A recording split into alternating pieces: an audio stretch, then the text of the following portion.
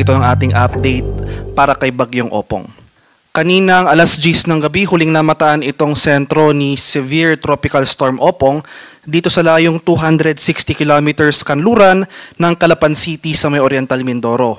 May taglay itong lakas ng hangin na malapit sa gitna na umaabot ng 110 kilometers per hour, pagbugso na umaabot ng 135 kilometers per hour. Yung movement nito ay west-northwestward sa bilis na 35 kilometers per hour. Makikita natin dito sa ating latest satellite images na itong mga kaulapan na associated para kay Bagyong Opong kasalukuyang nakakaapekto dito sa malaking bahagi ng Central and Southern Luzon. Sa nalalabing bahagi naman ng ating bansa, particular dito sa rest of Luzon, itong ilang areas ng Visayas at kanlurang bahagi ng Mindanao, itong mga kaulapan na ating nakikita ay yung epekto naman ng southwest monsoon o yung hanging habagat na pinapalakas ng nasabing bagyo. Mas maliwanag sa panahon na ating inaasahan sa mga susunod na araw dito sa nalalabing bahagi ng Mindanao, pero nandiyan pa rin mga tsansa ng mga pag-ulan na dulot ng localized thunderstorms. So balikan po natin yung mga areas na pinaglandfallan ng sentro ni Bagyong Opong. So yesterday, 11:30 PM, prior to landfall dito sa bahagi ng Eastern Samar, particular na sa bayan ng San Policarpo, ay nag-intensify into a typhoon itong si Opong. And after intensification, ay naglandfall ito sa San Policarpo, Eastern Samar. Patuloy itong gumalaw generally west-northwestward. Nagkaroon tayo ng pangalawang landfall sa bayan ng Palanas sa may Masbate. Binaybay nito itong area ng Masbate at nagkaroon ng pangatlong landfall sa may Milagros, Masbate ng 5:30 AM kaninang madaling araw. Nagpatuloy yung west-northwestward na paggalaw ni Bagyong Opong at nagkaroon ng pang-apat na landfall sa isla or dito sa area ng Romblon sa bayan ng San Fernando kaninang 8:10 ng umaga. Nagkaroon tayo ng pang-limang landfall dito naman sa Alcantara, Romblon ng 9:20 AM kaninang umaga. And then gumalaw ito generally west-northwestward at nagkaroon ng final landfall or yung pang-anim na landfall sa bayan ng Mansalay sa may Oriental Mindoro kaninang 11:30 ng umaga. So sa kasalukuyan, nasa West Philippines na yung bagyo, so wala na tayong inasahang anumang landfall at patuloy nagagalaw itong sentro ni Bagyong Opong sa ating kalupaan.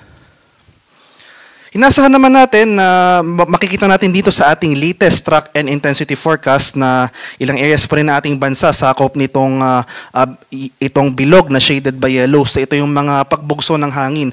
So over these areas, posible pa rin tayong makaranas ng pagbugso ng hangin sa mga susunod na oras. Pero inasahan natin magpapatuloy yung generally northwestward na paggalaw ni Opong sa mga susunod na araw at posible itong lumabas ng ating Philippine Area of Responsibility bukas ng umaga or tanghali. So once na nasa labas na ng Philippine Area of Responsibility itong sentro ni Bagyong Opong, most likely ililift na rin natin or tatanggalin na natin yung mga nakataas na wind signal sa ating bansa dahil hindi na natin inaasahan na mahahagip pa tayo ng mga malalakas na hangin na dulot ng nasabing bagyo. Pero regardless, sinasan pa rin natin yung possible intensification or re-intensification ni Opong into a typhoon category within the next 12 hours dito sa West Philippine Sea. So possible mag-re-intensify ito bilang isang typhoon, pero at that time malayo na ito sa ating bansa at wala na itong posibleng direktang epekto sa atin. At kahit napapalayo na si Bagyong Opong, nakakaranas pa rin tayo ng mga pagbugso ng hangin. So may nakataas pa rin tayong Tropical Cyclone Wind Signal number 2 as of 11 PM dito sa northwestern portion ng Occidental Mindoro. So sa mga bayan ng Paluan, Abra de Ilog at Mamburao, kabilang ang Lubang Island, may signal number 2 pa rin po tayo over these areas. Signal number 1 naman, dito sa central and western portions ng Pangasinan, at dito sa southern portion ng Aurora, western and southern portion ng Nueva Ecija, dito sa area ng Tarlac, Zambales, Bulacan, sa may Pampanga, Bataan at Metro Manila. May signal number 1 rin tayo sa northern and central portions ng Quezon, dito sa Rizal, sa may Laguna, Cavite, Batangas, at itong Oriental Mindoro, nalalabing bahagi ng Occidental Mindoro, at itong ilang areas ng Palawan, including Calamian Islands. Kaya over this area, sa mga lugar ko pong nabanggit mga lugar na may tropical cyclone wind signal, especially areas under wind signal number 2 kahit papalayo na yung bagyo, posible pa rin tayong makaranas ng mga pagbukso ng hangin na dulot ni Bagyong Opong. So as of 11 PM naman, ito yung ating latest heavy rainfall warnings na naki-issue. So ito yung ating mga localized advisories. Makikita natin dito sa ating image, may nakataas pa rin tayong orange rainfall warning over portions of southern Luzon. So dito sa Occidental Mindoro, itong northern portion ng Palawan, kabilang ang Calamian Islands, may orange heavy rainfall warning po tayo. May yellow heavy rainfall warning naman tayo dito sa ilang portions ng Batangas, itong buong Western Visayas at nalalabing bahagi ng Palawan. So nangangahulugan, pag sinabi po natin heavy rainfall warning, ito yung condition, ito yung weather condition o yung rainfall outlook natin within the next 3 hours. So as I speak, within the next 3 hours, asahan po natin yung significant heavy rainfall over these areas. At dumako naman tayo para sa 24-hour rainfall forecast. So ito naman yung ating inaasahang mga pag-ulan na posibleng maranasan within the next 24 hours. So 50 to 100 millimeters sa pag-ulan, ito po yung areas shaded by yellow, ang ating inaasahang over Cavite, Batangas, Occidental Mindoro, Oriental Mindoro at sa may Palawan. So kung mapapansin po natin, no, ikukumpara natin itong issuance na ito sa mga nakarang issuance ng ating weather advisory. Nabawasan na po yung mga lugar na makakaranas ng significant heavy rainfall dahil yung mga rain bands na dala-dala ni Bagyong Opong ay papalayo na sa ating bansa dahil yung paggalaw nito ay may kabilisan, and inasan nga natin posible nasa labas na ito ng ating Philippine Area of Responsibility bukas ng umaga or tanghali. So at that time, posibleng hindi na tayo maapektuhan ng mga rain bands ng bagyo. So generally improving weather conditions yung ating inaasahan sa mga susunod na araw.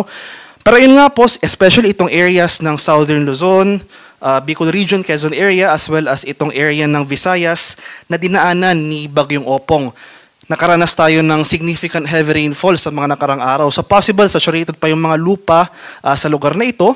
Kung magkaroon man tayo ng mga pag-ulan sa mga sunod na araw kahit mahina lamang, nandyan pa rin yung mga tsansa ng mga flash floods or landslides. Kaya patuloy pa tayong umantabay sa mga localized advisories na ini-issue ng ating mga Pag-asa Regional Services Divisions. Sa kalagayan naman ng ating karagatan, as of 11 PM, nag-issue po tayo ng panibagong gale warning. So nagbawas na po tayo ng gale warning sa ilang areas ng Southern Luzon. And as of 11 PM, ito yung mga lugar na may gale warning na naki-issue pa rin.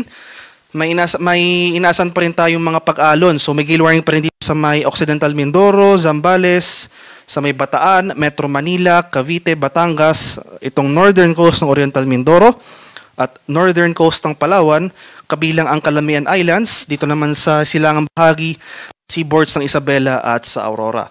Kaya sa ating mga kababayang mangingisda at may mga maliliit na sasakyang pandagat over these areas, huwag po muna tayong pamalaot dahil makakaranas tayo ng maalon hanggang sa napakaalong karagatan na dulot ni Bagyong Opong. At pinapaalalahanan rin po natin yung ating mga kababayan sa mga low-lying at exposed coastal communities dahil nandyan pa rin yung banta ng storm surge o yung daluyong ng bagyo. Ito yung pagpasok o yung paghampas ng mga tubig dagat further inland.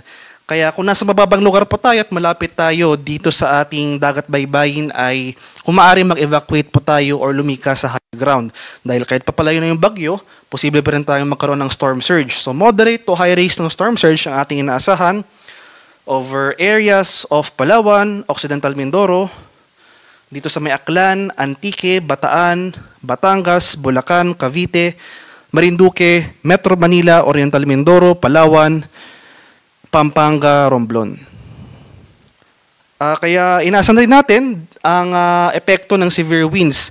So kahit sa mga susunod na oras at starting tomorrow, posibleng mag-lift na tayo ng tropical cyclone wind signal sa ilang areas ng ating bansa.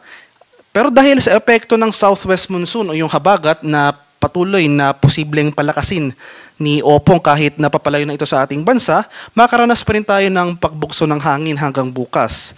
So, posible po tayong magtaka bakit malakas yung hangin sa ating lugar pero walang nakataas na wind signal.